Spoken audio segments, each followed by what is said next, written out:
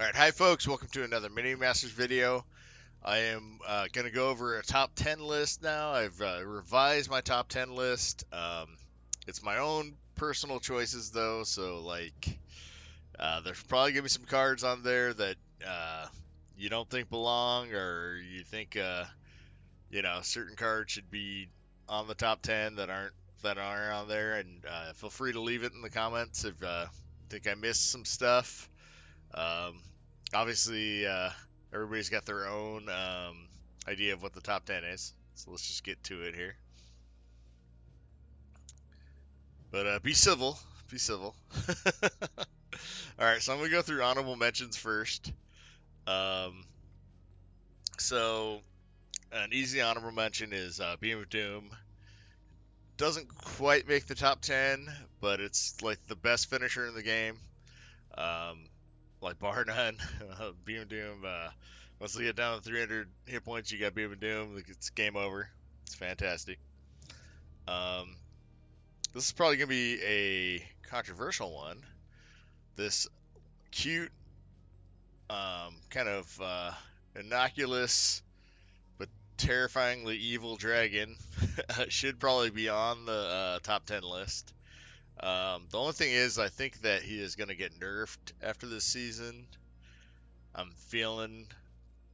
I could be wrong, and if I am wrong, he definitely deserves to be on the top 10. I'll put him on the next top 10 list I make. I'm just going to leave him off right now just because I think he's going to get some kind of reworking. I'm not sure, but I have a feeling. Alright, and then the last one that is an honorable mention that also could good argument for it being on the top 10 list is this card's been nerfed twice. Like once for you used to be able to move your own units. Also, you can still move like enemy units.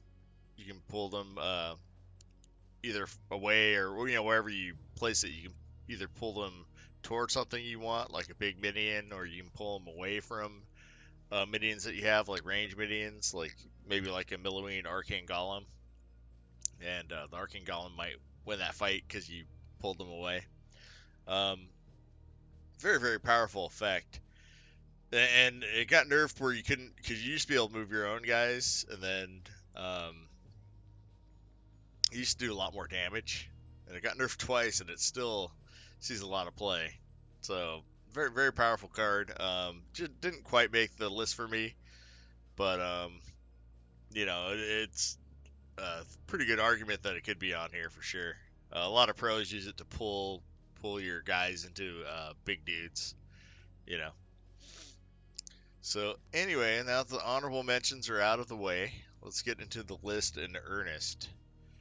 So, at number 10 is the Crossbow Guild. Now, this is a build around me card. You put like a Scrat Tank or a Defensive Chopper or maybe a Living Statue or whatever behind or in front of a Crossbow Guild, and you just let the Crossbow Guild keep producing value for you. And it's a whole deck strategy you can do.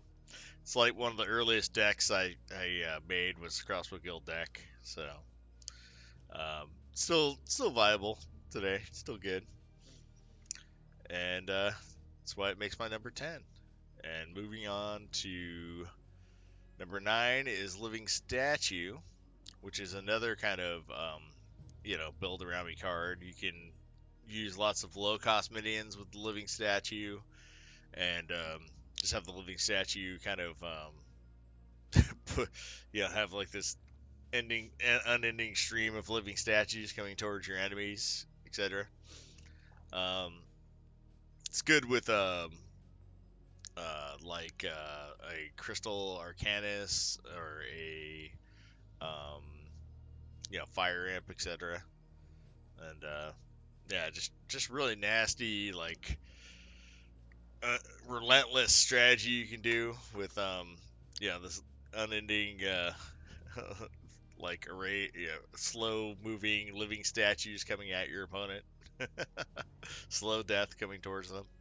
Oh, also, there's a spell called Combustion that works really well with the living statue. So, like, if people try to like surround the living statue and whatnot, you can combustion and blow up all the units, or you can combustion while you're by the base to do a bunch of damage. All right, and then moving on. So the next one, our number 8 pick is Joan, Keeper of the Jade Spark, and he's another card that you could throw him in like just like the top tier of a Zen Chi deck, and just have him be like the top version of that, or you can actually just build around him where you put in like priestess and whatnot to heal him, or you could use like healing fireballs to heal him, keep Joan fully powered. Also, a lot of the decks right now are running like all like 4 mana cards and like one big guy, so you can do that kind of strategy, kind of like the Palms deck with the Brothers of Light, where you're running like 4 mana and less stuff just to cycle to your big guy and just keep putting Joans out. The first Joan has to die because he's mythic, but a very, very powerful card. And he became even better now that you cannot ghost him. I actually had somebody just rage quit on me yesterday because he tried to ghost my Joan and it just stunned it, and then he immediately quit. So there's that. All right. And then moving on to the Swarmer Totem. That is our number 7 pick. So the Swarmer Totem is very similar to the Crossbow Guild, where you want to kind of have something in front of it to kind of like guard the Swarmer Totem, because just as long as you can protect the Swarmer Totem, it's going to get you value over time. Um, an enemy to the Swarmer Totem is like Defensive Chopper or something, so you probably want something that can take out like units like that. But a very, very powerful strategy. A lot of times on the leaderboards, like there'll be like 3 Swarmer Totem deck, like a deck that has like 3 Swarmer Totems or something in it. I'm not sure if there's one right now. The meta is really fast right now, so like I do think the generators usually do a little bit better in a slower meta, but still viable as maybe like a one of whatever in some decks. Moving on to our number 6 pick is the Demon Warrior. So the Demon Warrior is another kind of build around card. Most of these cards on this list are like kind of like decks onto themselves. But with the Demon Warrior, you want to use a lot of low, mana minions, and cycle through your deck as fast as you can to cast this guy 5 times, and then he gets triple health and triple damage, and just becomes a beast for you, where you just keep cycling out these huge, monsters that keep coming towards their base. Very, very fun strategy. The last couple seasons, it was actually pretty powerful. There was like a lot of top Demon Warrior decks, but this season I only saw one Demon Warrior deck in the top 50. So it is still around, though. Still around. You'll still see it. I played against a couple the last couple days. So moving on to our number 5 pick, might be the most controversial on the whole list here, is Scrapyard. I put it as a number 5. It's another generator card. This one is if you have 100 tech, you summon a minion that costs 3 to 5. That's an Outlander card, 3 to 5 mana. And this card's pretty cool because you already have a bunch of tech when you play it. A lot of times you'll produce like 2 units, like if you have like 200 tech already built up. So it's kind of neat in that respect, where it will like just double produce like straight off. It's very powerful. Another card you got to protect, to get value over the game. But and there's been decks using the Scrapyard that are in the top leaderboards for teams and for solo right now. So I think it deservedly gets a spot on the list, even though it's brand new. Alright, and then moving on to our number 4 pick is Ritual of Servitude. Now, this is like one of the cards that jumped up like big time in my list. So my other list, I think my first list had him at Ritual Servitude at like a 9 spot, and then my list that I just did like 3-4 months ago, whatever it was, had it at a 10 spot. It actually went down, and now it jumped all the way to the 4th spot, just because I used to think of it just as like a team deck, more or less. And it is powerful. It could get you to Grandmaster. It got me to Grandmaster a few times with the Ritual Servitude and teams. But I after this season, like and last season, where I've been kind of crushing with it in solo, um, if it can, be both a viable deck in teams and solo, I decided that I would bump up the ranking of Ritual Servitude, because I think it's very, very powerful right now. It might go down on the next list, might not, you know, make the grade if right now the meta is really good for it. All right, and then moving on to our number, what is this, number 2 spot? Wait, did I skip a card? I did. I did skip a card. I'm trying to jump ahead. All right, so our number 3 spot is Laser Turret, and this used to be my number 1 on both my other lists.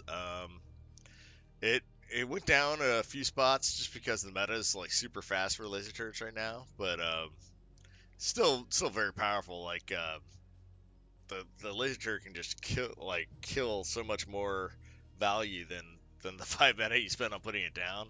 So I've had Laser Turrets kill like 2 or 3 big guys like back to back to back.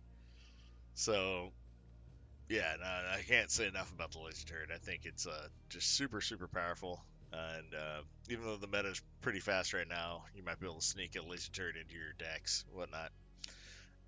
Anyway, so now we will move on to our 2nd spot, which I gave you a glimpse of already, but it's gonna be Jade Spark Watchers coming in at number 2. Um, they're very powerful, man. They're like another card that you can have at the high end of a Zenchi deck, with like lots of shock rocks. Or Marlin runs three of these in his deck, which he jumped back to. He's running it again. I just saw on the leaderboards today. So like you run 3 of these guys and just make your opponent keep dealing with endless amounts of Jade Spark Watchers and shocks. And it's just a very powerful card. And what's kind of nice is it's like an army unto itself, and they just do massive amounts of damage if left unchecked too. There is a counter for it, like Beam of Doom's a nice counter for this card. The honorable mention. All right, so moving on to our number 1 pick. It is no, we lost our number 1 pick. We got rid of it. We didn't even. There it is. So it is Brothers of Light. Now, the Karlim 00 deck still exists, running like the Milliwing with lots of spells and just like raging these guys and healing them and stuff like that. So that's still an option. Then there's the Palm deck, which still exists, which is like 4 mana cards or less, like cycling through your deck and just keep putting out Brothers of Light. And that deck still exists. And I played against a bunch of them yesterday. And it's still a pretty damn good deck. And this card's just very powerful. And it's kind of it's not lightning bolt proof, but you don't feel as bad when you play this and you get lightning bolted because you only lose one of them, And it's also a common, which is pretty good for you new players. So you could actually pretty easily make a pretty good tournament deck by just like using a bunch of low cast, dudes and running the brothers, and you can cycle into like these, really powerful cards, and then just back them up with like lower cast units right afterwards. But anyway, that is my top 10 list right now. Hope you guys like it. Hope you can see why I picked some of the stuff I did. If you disagree with some of the stuff, I understand. It's how it is. There's lots of favorites people have that, you know, I was having a hard time actually making this list, because there's so many really good cards in the game. I know one of my previous lists had Warrior as a card, which I was still kind of debating about putting on here. So, anyway, guys, thanks for watching. Hope you like the list. I will talk to you later. Bye bye.